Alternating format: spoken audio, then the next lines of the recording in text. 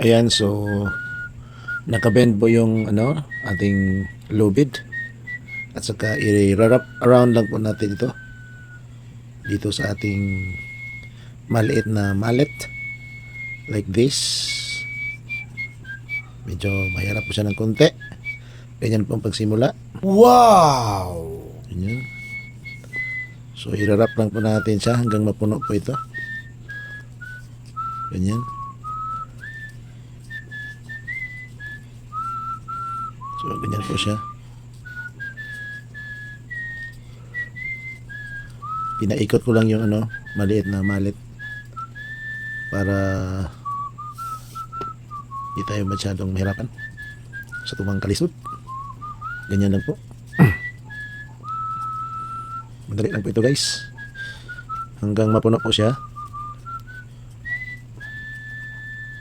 So malinis po natin ng ating mallet guys kapag nilagyan po natin ng binabalot po natin ng maliit na paracord. So malinis po ang tingnan. Hanggang mapuno lang po ito. It looks hard. Pero kung susubukan mo, madali lang. Yeah, it looks hard lang.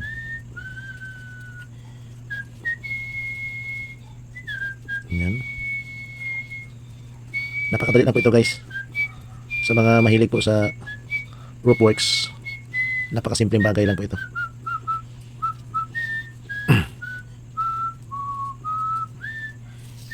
Yan po sa dulo. Ipapasok lang po natin guys yung lubid sa butas sa sa loop. Ganyan lang po. So itong kabilang lubid dito guys, yung sa dulo, bubunutin lang po natin to. Ganyan. So tingnan nyo dito guys, nabunot na po siya. Ayan. Diba? So napakagandang tingnan po dito guys. So pwede po natin itong puputulin to guys. Dito. At saka itong sa kabila, pwede itong puputulin din. Ganyan lang. Diba? Napakaganda pong tingnan guys. That's all. Thank you.